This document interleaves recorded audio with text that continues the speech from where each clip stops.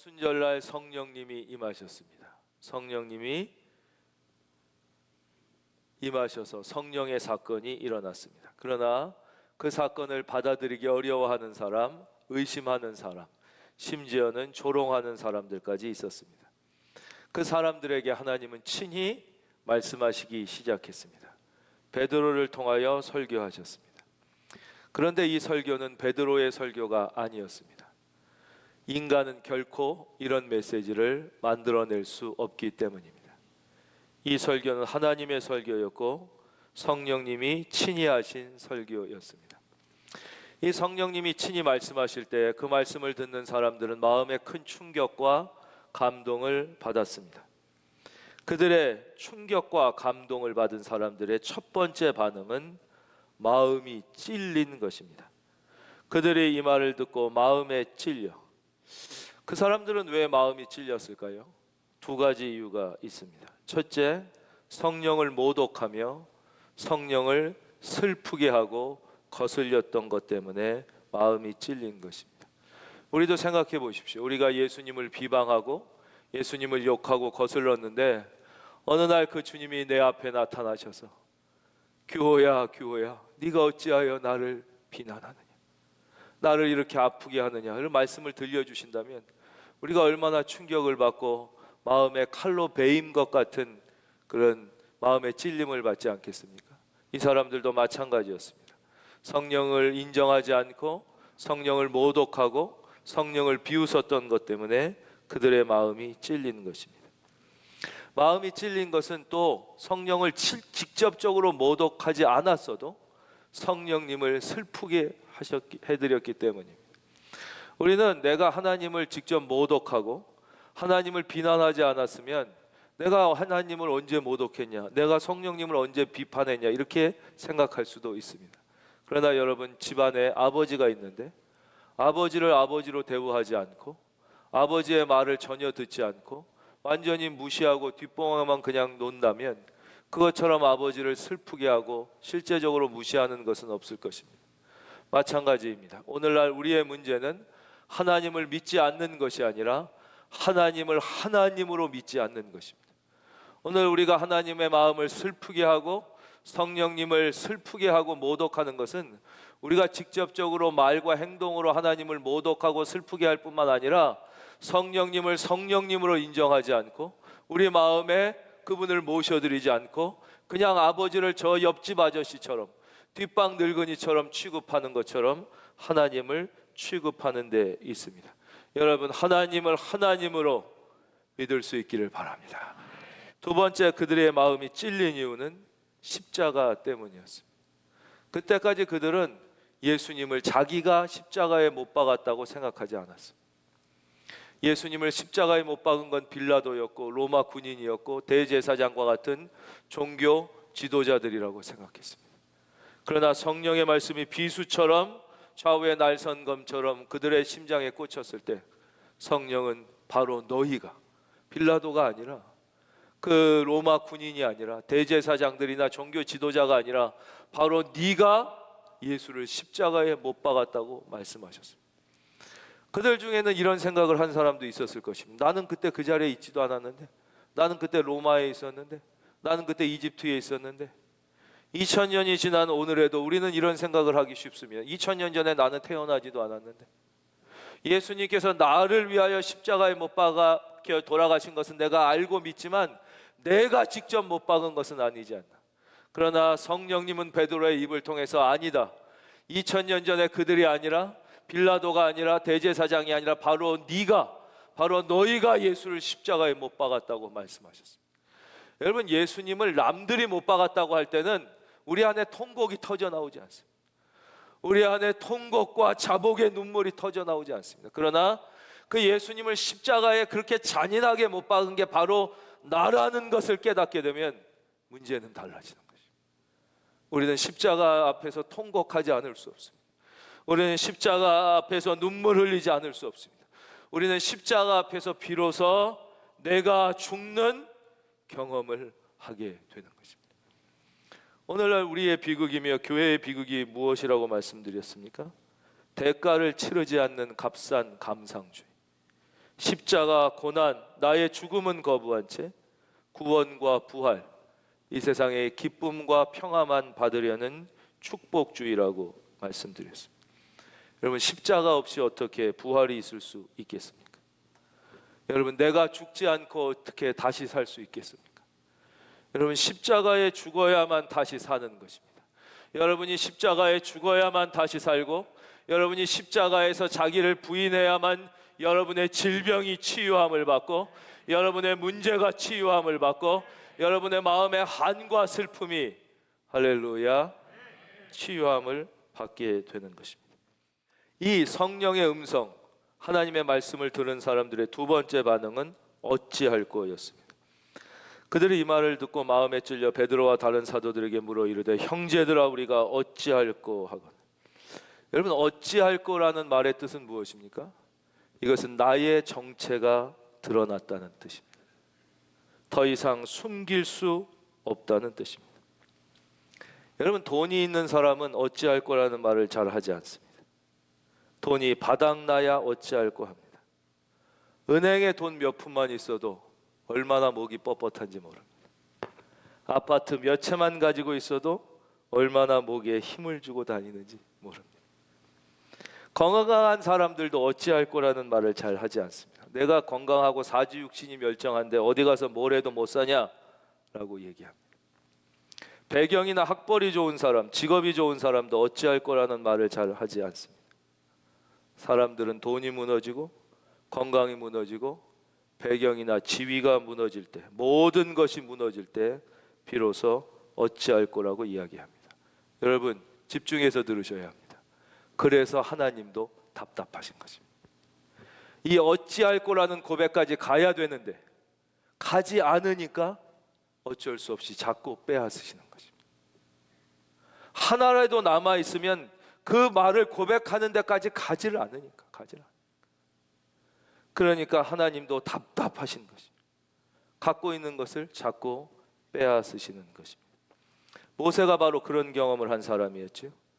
그는 이집트의 왕실에 있었고 왕자였고 애굽심이 뜨거웠습니다. 지성이 극에 달한 사람이었어요.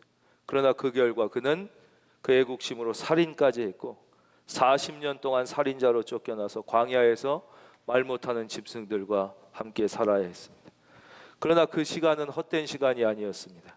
하나님 앞에서 철저히 자기가 아무것도 아니라는 것을 깨닫는 시간이었습니다. 그 후에야 모세는 자신의 지식, 자신의 배경, 자신의 지성, 인간적인 출세와 성공 등 그 모든 게 아무것도 아니라는 사실을 절절히 깨닫게 되고 비로소 호렙산에서 하나님을 만나게 됩니다. 하나님의 불을 만난 것입니다. 하나님은 그제서야 모세에게 말씀하십니다. 내가 선 곳은 거룩한 곳이니 내 발에서 신을 벗으라. 너는 이제 나의 명령을 가지고 이스라엘 백성을 해방시켜라. 그때 베드로가 뭐라고 그랬습니까? 할렐루야, 감사합니다, 이제 할 수 있습니다. 그러지 않았습니다. 주여, 제가 어떻게 할 수 있습니까? 어찌할꼬, 저는 할 수 없는 사람입니다. 저는 무능한 사람입니다. 모세의 고백입니다. 바로 어찌할꼬. 구약 성경 이사야 6장을 보면 이사야는 자기의 친척이었던 왕이 죽었을 때 성전 앞에서 조용히 무릎을 꿇고 하나님을 깊이 생각합니다. 그때 하나님의 영이 임했습니다. 하나님의 거룩함이 나타났습니다. 성전 문지방에서 하나님의 거룩한 성령의 역사들이 일어났습니다. 그때 이사야가 뭐라고 그랬습니까? 내가 하나님의 능력을 봤다. 하나님의 영이 임했다. 난 이제 위대한 선지자가 됐다. 그러지 않았습니다. 화로다 나여 망하게 되었다. 내가 입술이 부정한 백성들 가운데 거하면서 하나님의 거룩한 영을 보았다. 어찌할꼬. 하나님의 심판의 숯불이 자기 머리 위에 있는 모습을 보았습니다. 자기는 경건하고 거룩하고 자기는 왕족이라고 생각했으나 자기의 정체가 하나님 앞에 온전히 드러난 것입니다. 우리가 잘 아는 베드로 얘기를 해드리겠습니다. 여러분, 우리 중에 나름대로 성실하게 사는데 애쓰고 사는데 갈수록 인생이 어려워지는 분이 계시다면 특별히 이 말씀에 귀를 기울일 수 있기를 바랍니다. 베드로는 성실한 어부였습니다. 좋은 아버지였습니다. 그는 최선을 다해 고기를 잡아 자녀를 키웠고 병들어 있는 장모님을 치료해야 했습니다. 그러나 아무리 했어도 밤이 새도록 노력을 해도 그는 물고기 한 마리 잡을 수 없었습니다. 애쓰고 노력했지만 삶은 계속 팍팍해져 갔고 인생은 계속 어려워져 갔습니다. 그때 예수님께서 베드로에게 오셔서 깊은 데로 가서 그물을 내리라고 말씀하셨어요. 베드로의 평생의 어부로서의 지식, 아니 보편적 상식으로서도 그 시간에 깊은 곳에 나가 그물을 던지면 물고기는 한 마리도 없는 것이 상식이었어요. 그 자리엔 물고기가 없습니다. 그러나 베드로는 말씀에 순종하여 깊은 곳에 가서 그물을 내렸습니다. 그랬더니 물고기가 얼마나 많이 잡혔는지 그물이 찢어질 정도로 많이 잡혀서 그 배에 다 실지를 못하고 옆배에 나누어 실어야 했습니다. 여러분, 그때 베드로가 예수님에게 뭐라고 그랬습니까? 할렐루야, 감사합니다, 순종했더니 큰 은혜를 받았습니다. 그러지 않았습니다. 주여 나를 떠나소서, 나는 죄인이로소이다. 어찌할꼬 자기의 정체가 드러난 것입니다. 이런 총애와 자복 앞에 베드로는 뭐라고 대답합니까? 베드로는 다음과 같이 대답합니다. 그 베드로의 명쾌한 대답이 38절에 있습니다. 베드로가 이르되 너희가 회개하여 각각 예수 그리스도의 이름으로 세례를 받고 죄 사함을 받으라. 그래야면 성령의 선물을 받으리니. 첫 번째 베드로의 응답은, 하나님의 응답은 바로 우리들에게 회개를 촉구하는 것입니다. 여러분, 이 말씀의 회개를 여러분이 들을 때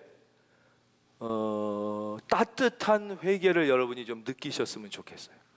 그러니까 이거를 머리로 이해하시려고 하지 말고, 어떻게 설명하면 이것은 엄격한 아버지가 요구하시는 회개가 아니라 사랑과 눈물이 많은 어머니가 얘기하는 회개라는 느낌을, 그걸 머리로 알면 좀 이렇게 받으셨으면 좋겠어요. 어렸을 때 우리가 혹시 이런 잘못된 기억이 있을지도 몰라요. 너 솔직하게 얘기하면 너 엄마가 용서해 줄게, 아빠가 용서해 줄게, 그걸 솔직하게 얘기했다가 죽도록 매맞았던 배신의 경험을 갖고 이 진짜 그랬단 말이야, 막 이런 생각을 하시면 안 된다는 거예요. 이것은 눈물 많은 엄마의, 그러니까 이게 진짜 회개예요. 여러분, 구원은 회개에서부터 시작되는 거예요. 회개 없이는 믿음이 시작되지 않는 거예요. 회개 없이는 구원이 없어요. 기독교의 최초의 메시지가 뭡니까? 기독교가 어디서부터 시작된 거예요? 하나님 믿는 종교는 많았잖아요. 유대인들도 다 하나님 믿고 그랬잖아요. 근데 기독교의 최초의 시작은 어디예요? 바로 이 회개부터 시작되는 거예요. 기독교 최초의 메시지, 세례 요한이 예수 그리스도, 예수님의 길을 인도하시면서 앞에서 뭐라고 그랬어요? 회개하라, 천국이 가까이 왔느냐.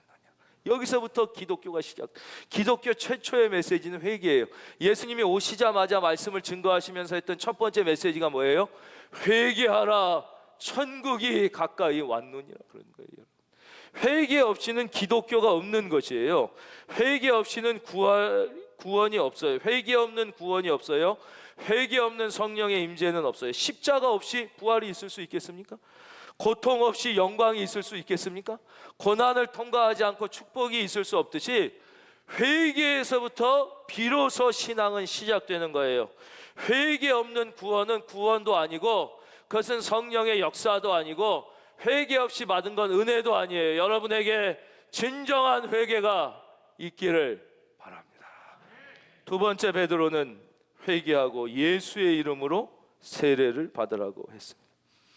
너희가 회개하여 각각 예수 그리스도의 이름으로 세례를 받고, 회개한 후에 앞을 봐주십시오. 예수의 이름으로 세례를 받지 않으면 아무것도 아닙니다.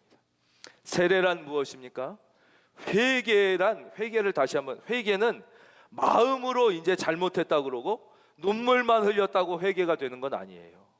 마음으로만 하는 게 아니라 회개는 from sin to the God이 돼요. 즉 이제 나의 삶이 마음으로 회개해서 끝나는 게, 그게 회개가 다가 아니에요. 거기서 우리가 큰 잘못을 하고 있고 착각하고 있는, 그게 아니라 그렇게 마음으로 뉘우치고 통곡한 다음에는 이제 나의 삶이 죄에서부터, 세상으로부터 돌이켜 하나님께로 한 발 한 발 전진해 가는 것, from sin to the God이 돼야 회개인 것이에요. 근데 마음으로만 하면 회개인 줄 알고 거기서 끝나니까 신앙의 전부 불구자가 되어 있는 거예요. 수십 년 예수를 믿고도 한 발짝도 하나님께 다가가지를 못하는 거예요. 그러니까 회개는 뭐냐? 마음으로 뉘우친 다음에 속도는 중요하지 않아요. 느려도 돼요. 보폭이 작아도 돼요. 그러나 그 자리에 머물러 있지 않고 마음만 바꿨다고 해서 회개가 아니라 나의 삶을 세상에서 하나님께로 바꿔서 그쪽으로 가야 돼요. 옷만 찢고 눈물만 흘렸다고 회개가 아니에요. 그럼 세례는 무엇이에요? 하나님과 세상 앞에 이제 내가 예수와 함께 죽었다. 그리고 예수님과 함께 다시 살았기 때문에 더 이상 이 죄의 자리에 머무르지 않고 세상을 향해 살던 나의 삶의 방향을 완전히 바꿔서 하나님을 향하여 걸어가겠다는 고백이고, 그 고백을 가지고 그렇게 살아가는 게 진짜 예수 그리스도의 이름으로 세례를 받는 거예요. 이 삶, 즉 마음으로 뉘우치고 옷을 찢은 다음에 세상을 향하던 나의 삶을 하나님께로 바꿔서 걸어가는 것, 이 과정 전체를 뭐라 그러느냐? 이것을 그리스도인의 삶이라고 그러는 거예요. 그리스도의 삶. 그러니까 내가 마음으로 아무리 회개하고 눈물 콧물 다 흘리고 가슴을 찢었어도 주님을 향하여 from thin to the God 하는 걸음이 시작되지 않았으면 아직 그리스도의 삶이 시작되지 않은 거예요. 그래서 어때요? 회개했다가 뭐 하나님께로 가는 것 같다가 다시 또 펑펑 울고 또 세상으로 가고 또 회개하고 또 계속 그 자리에 수십 년 예수를 믿고도 한 걸음도 하나님을 향하여 전진하지 못하고 계속 맴돌고 있는 신앙의 불구자들이 되어 있는 것이죠. 그렇게 오래 교회 다니고 그렇게 오래 예수 믿는다고 해도 영적으로도 전혀 성장하지 못한 사람, 그 사람들이 그리스도인이란 이름을 가지고 교회에 나와 있고 세상에 내가 예수 믿는 사람이라고 얘기하는 것이 오늘 교회의 비극입니다. 신앙의 불구자들이 많은 것이 우리 아픔입니다. 그러나 여러분들은 성장하기를 바랍니다. 여러분들은 그리스도를 향하여 전진하기를, 교회에서 받은 형식적인 세례에 만족하지 말고 진짜 예수의 이름으로 진정한 세례를 받기를 주의 이름으로 축원합니다. 그런데 여기서 아주 재미있는 표현이 있죠. 예수 그리스도의 이름으로 세례를 받는데 어떻게 받냐? 각각 받아야 된다는, 각각 예수 그리스도의 이름으로 세례를 받고, 구원은 지극히 개인적인 것입니다. 이 진정한 회개, 그리스도의 삶은 지극히 개인적, 즉 아내가 믿음이 좋다고 치맛자락 붙잡고 천국까지 못한다. 어머니 아버지가 아무리 헌신된 그리스도인이라 할지라도 십자가 앞에서 개인 내가 죽는 경험을 하지 않고는 결코 이 은혜를 경험할 수 없다는 거죠. 구원은 지극히 개인적. 그러므로 여러분 자신 한 사람 한 사람의 결단과 믿음이 필요해요. 주여 내가 믿나이다. 주여 나의 믿음 없음을 불쌍히 여겨 주시옵소서. 우리 지난 시간 그 귀신 들렸던 아이의 아버지 말씀 드렸잖아요.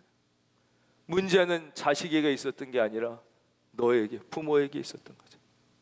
그때 그가 그 부분적 믿음, 선택적 믿음, 온전하지 못한 그 믿음을 주님 앞에 회개하며 주여 저의 믿음 없음을 불쌍히 여겨 주시옵소서. 그때 주님의 은혜가 임하는 것이죠. 그럼 이렇게 회개하여 각각 예수 그리스도의 이름으로 세례를 받으면 무슨 일이 일어납니까? 성경은 우리에게 두 가지 일이 일어난다고 말씀해 주십니다. 첫째, 죄사함을 받게 됩니다. 베드로가 이르되 너희가 회개하여 각각 예수 그리스도의 이름으로 세례를 받고 죄사함을 받으라 그랬어요. 죄사함이 일어납니다. 여러분 저를 봐주십시오. 어느 날 마귀가 여러분에게 찾아와 너의 이름이 무엇이냐고 물으면 나의 이름은 이규호입니다라고 대답하지 마십시오. 그럼 마귀는 여러분을 비웃고 여러분의 영혼을 지옥으로 끌고 갈 것입니다. 여러분의 이름으로는 결코 구원받을 수 없습니다. 어떤 사람은 내가 어느 학교를 나왔습니다. 나의 직업이 무엇입니다. 내가 어느 직장에 어떤 위치에 있습니다. 라고 얘기할지 모릅니다. 여러분 그렇게 얘기해 보십시오. 마귀가 여러분을 조롱할 것입니다. 여러분 마귀가 어느 날 여러분의 영혼을 찾아와 네 이름이 무엇이냐고 묻는다면 분명하게 내 이름은 죄사함이라고 대답하십시오. 바로 예수 그리스도의 죄사함의 은혜로만 우리는 하나님의 자녀가 되었고 마귀로부터 자유로울 수 있는 것입니다. 어떤 사람은 자기의 이름이 시퍼렇게 교회에 나오면서도 살아있습니다. 여러분, 교회 나올 때는 절대 자기 이름 가지고 나오는 것 아닙니다. 여러분은 자기 이름 가지고 하나님 앞에 설 수 있는 자격이 없습니다. 어떤 사람은 내가 어느 학교를 나왔다, 내 직업이 뭐다, 내가 이런 위치에 있다, 내 자신이 얼마다를 자기로 내세우며 주님 앞에 서는 사람이 있습니다.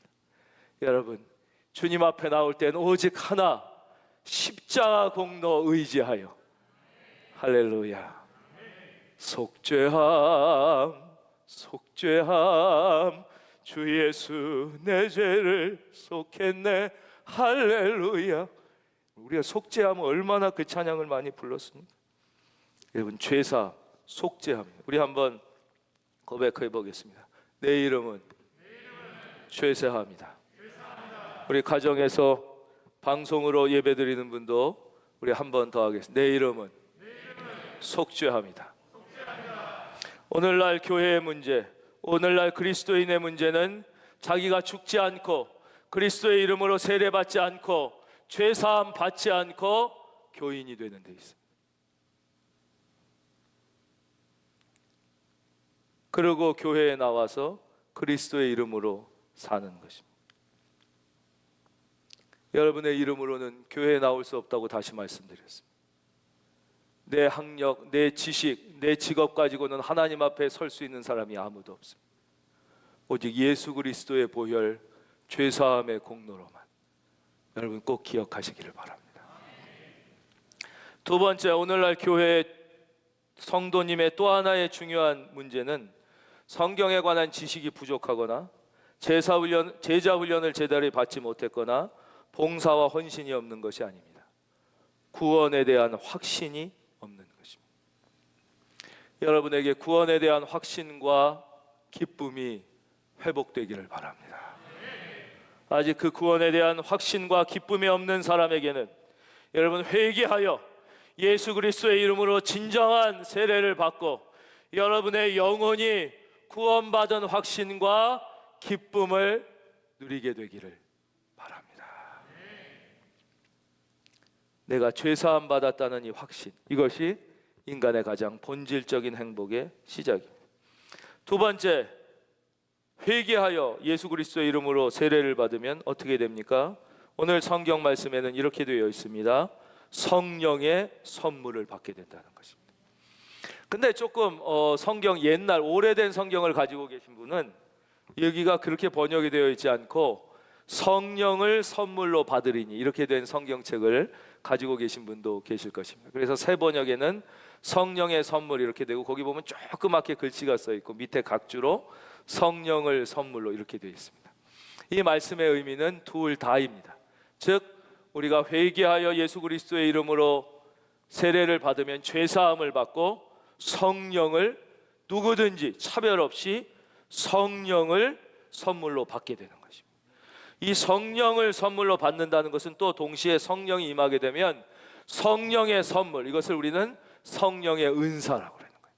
성령의 은사를 정말로 누구나 차별이 없습니다. 누구나 다 진정으로 회개하여 예수 그리스도의 이름으로 세례를 받으면 죄사함을 받고 성령을 선물로 받고 그러므로 성령이 주시는 은사를 선물로 받는데 이 은사가 우리가 잘 아는 병고침의 은사, 예언의 은사, 방언의 은사, 능력의 수많은 은사가 있는데 그 중에 사랑의 은사가 있습니다. 사랑의 은사. 그러니까 사랑의 은사가 그냥 성격 자체가 조금 사랑이 많은 사람이 있고 좀 냉정한 사람이 있다, 그 사랑 정도가 아니에요. 이 진짜 예수를 믿게 되면 이 사랑의 은사를 성령의 선물로 받게 되는 거예요. 그래서 성경이 뭐라고 그래요? 그 중에 제일은 사랑이라. 사랑이 최고예요. 그러니까 우리가 잘 아는 슈바이처 같은 분, 이게 인간적으로 원래 사랑이 많아서 그렇게 사는 게 아니에요. 이것은 인간의 사랑으로 할 수 있는 게 아니라 성령의 은사로 그의 영혼에 사랑이 부어지는 것이, 부어지는 것이. 우리가 너무 자주 말씀드리는 마더 테레사 같은 사람이 그냥 인간이 사랑이 많은 사람이 그렇게 살 수 있는 게 아니에요. 그게 그 사랑을 어마어마한 성령의 선물로 사랑을 성령의 선물로 받을지어다. 사랑의 은사가 최고. 이 성령의 선물을 받게 되는 거예요. 다양한 성령의 선물을 받아요. 근데 이 성령의 선물, 이것은 누가 받냐? 누구에게 주신 것이냐? 39절. 첫째, 이 약속은 너희에게 주신 거예요. 이 약속은 너희와, 여기에 말씀을 듣는 하나님의 자녀인 너희, 거기에서 그치지 않아요. 두 번째, 너희 자녀와. 예, 저를 봐주십시오. 한번 따라하겠습니다. 너희 자녀와. 그러니까 우리는 자녀가 예수를 믿게 만드는 게 나의 능력에 있지는 않아요, 물론. 그러나 우리에겐 책임이 있는 것이에요. 이 주님의 은혜와 이 성령의 은혜를 우리 자녀에게 계승할 책임이 부모에게 있어요. 우리만 받으면 안 되는 거예요. 너희와 너희 자녀가 받는 것이. 근데 물론 우리 능력으로 주는 것은 아니지만 왜 이 많은 그리스도인의 자녀들이 이렇게 믿음이 떨어지고 이렇게 문제가 생기고 왜 이렇게 되느냐? 그 큰 책임이 우리에게 있다는 것을 인정해야 돼요. 회개해야 돼요. 왜냐? 우리는 우리의 자녀를 하나님의 말씀과 하나님의 사랑으로 키워야 되는 게 우리 자녀가 아니잖아요. 하나님께서 나에게 잠시 맡겨주셨을 뿐이고 하나님이 그 자녀를 향한 놀라운 계획을 가지고 계시고 나보다 내 자녀를 더 잘하시고, 할렐루야. 예. 하나님이 나보다 내 자녀를 더 사랑하시고, 믿으시는 분은 아멘. 근데 우리가 그렇게 키우지 못하고 세상의 방법과 나의 욕심으로 키우는 거예요. 하나님의 말씀과 주의 사랑으로 키워야 되는데 세상의 방법과 내 욕심이 들어가니까 애들이 믿음을 거부하게 되고 주님의 사랑에서 떠나게 돼요. 그러니까 100%다 부모가 잘못해서 예수 안 믿는다는 건 아니지만 자녀의 믿음에 대하여 부모가 회개하고 우리가 반성하고 우리가 다시 통곡하고 시작해야 될 시기에 이 땅에 한국교회가 와 있다는 것을 우리가 인정해야 된다. 인정해야 된다. 여러분 스스로 가슴에 손을 얹고 물어보십시오. 내가 정말 하나님의 말씀과 하나님의 사랑으로 자녀를 양육해 세상의 방법과 나의 욕심으로 자녀를 키우려고 하지 않아. 그 다음 이 말씀은 우리와 우리 자녀뿐만 아니라 모든 먼 데 사람, 참 하나님이 기가 막히시. 가까운 데 사람 먼저 말씀 안 하시. 모든 먼 데 사람, 곧 주 우리 하나님이 얼마든지 부르시는 자들에게 하는 것이. 즉 우리 대한민국 사람뿐만이 아니라 지금도 예수님을 모른 채 비참하게 살다 지옥으로 빠져들어가는 저 아프리카와 인도의 수많은 영혼, 인도네시아, 동남아시아의 수많은 비참한 영혼들의 주님의 사랑과 관심은 지금도 절절하게 똑같이 있다. 이분들이 지금도 예수를 모른 채 얼마나 이 땅에서 비참하게 살다가 지옥으로 빠져가는 영혼이 얼마나 많은지 몰라요. 그래서 이 선교는 선교하는 사람들, 선교에 무슨 은혜를 받거나 물론 말씀을 받은 사람들이 한다는 이 사탄의 이 꾀임과 세뇌에서 우리가 빨리 정신을 차려서 이 선교의 사명은 모든 사람에게, 바로 나에게 주어진 하나님의 명령임을 믿으시면 아멘. 우리가 빨리 고백하고 우리가 늘 기도로 선교할 뿐만 아니라 직접적으로 우리가 선교하는 데 애를 써야 되고, 또 선교의 문이 열리면 그 선교하러 가는데 우리가 열심히 동참해야 되고, 우리 큰은혜 교회 선교의 영이 충만할지어다. 모든 먼 데서. 이게 안 그런 것은 하나님 앞에 큰 죄라는 것을 우리가 깨달아야 돼. 이것이 바로 기쁜 소식이요, 구원의 소식이요, 이것이 바로 기독교의 핵심 진리입니다. 목사님들 중에 저 같은 목사가 아니라 진짜 훌륭하고 목회 경륜이 깊고 가장 위대한 목사님이 하시는 말씀도,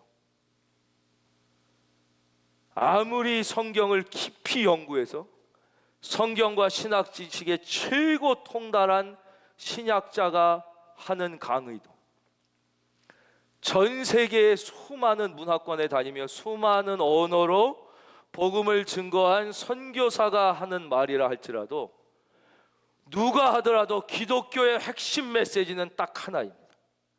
간단한 것입니다. 누가 해도 똑같습니다. 다시 말씀드립니다.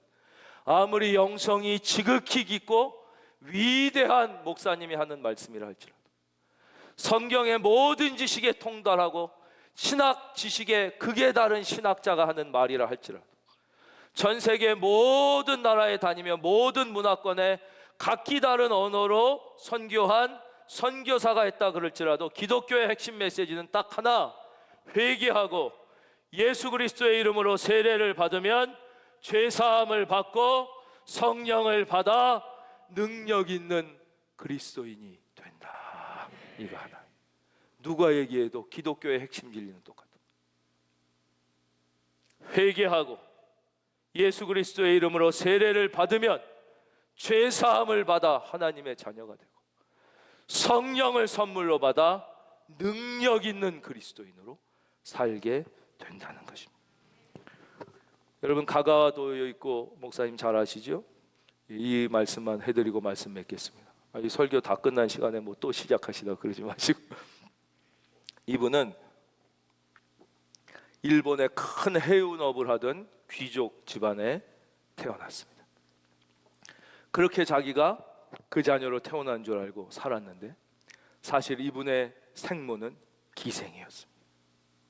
기생과 그 아버지가 눈이 맞아서 첩을 들여 불륜으로 태어난 것이었습니다. 근데 생모가 4살 때 일찍 죽어서 그걸 몰랐어요.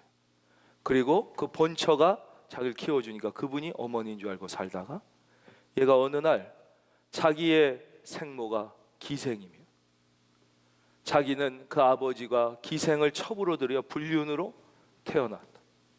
자기의 탄생 때문에 자기가 진짜 어머니인 줄 알았던 그 어머니가 피눈물을 흘렸다는 것을 깨닫게 됩니다. 말할 수 없는 죄책감에 시달리게 됩니다.